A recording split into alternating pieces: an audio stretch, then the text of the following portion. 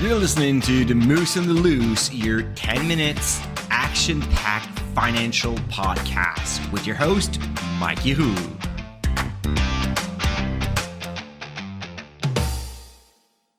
Hey, what's up, Market Moose? Mike from The Moose on the Loose. I hope you're doing well today.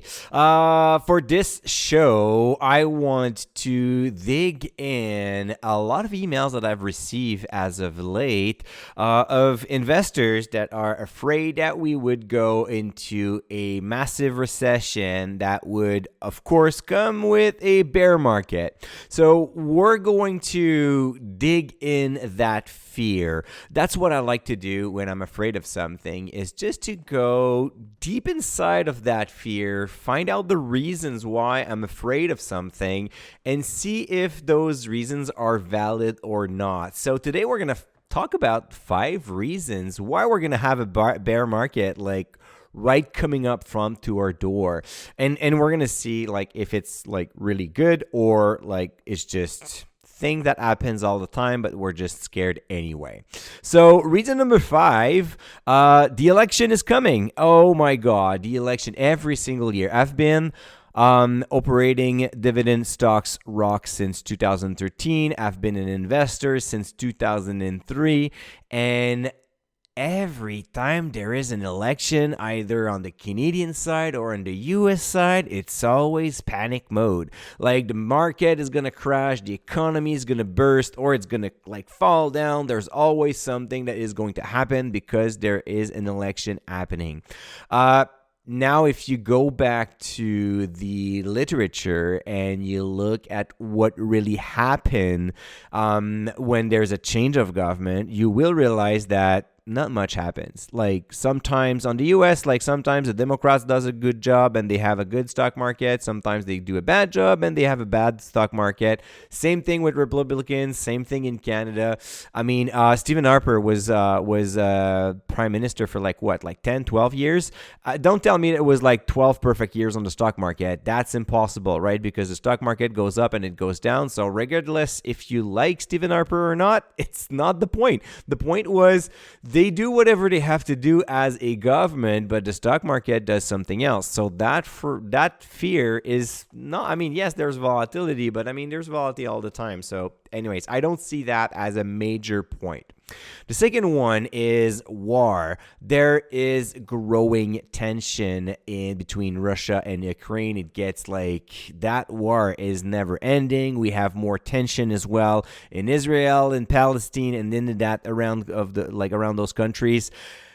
War is a bad thing. War, it's an ugly thing. And when I think about war, I don't even think about the stock market. I think about people suffering. It is scary. But if I go back on the rational side, companies adapt. And some companies will make a lot of money during wartime and some others will struggle. But in the end, yes, it is scary. But those many companies will just find other ways to grow their business and to make money out of whatever happens in the world, and that includes war. So while I hope that we will find ways to find peace someday, that's just part of the world we live in right now.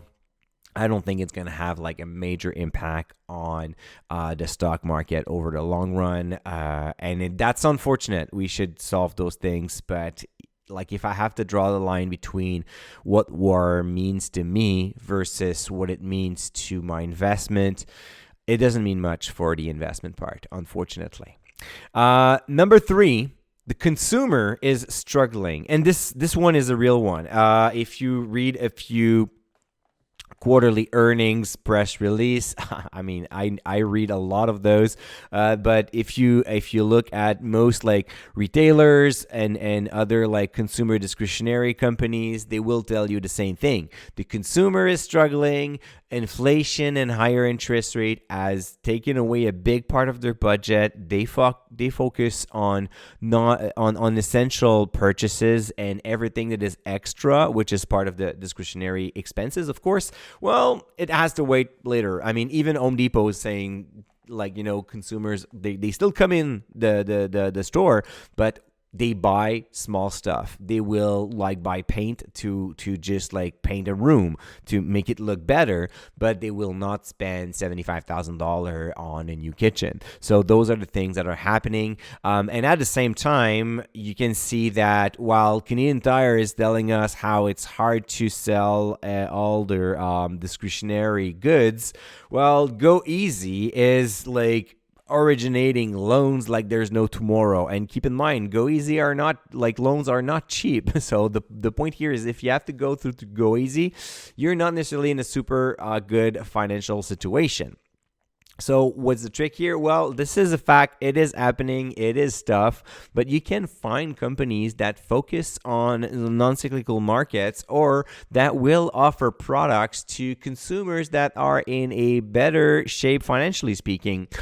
So those companies can be found with a little bit more harder work. So if you avoid some cyclical businesses and focus on other goods or other types of business model, you can still invest and make a lot of money.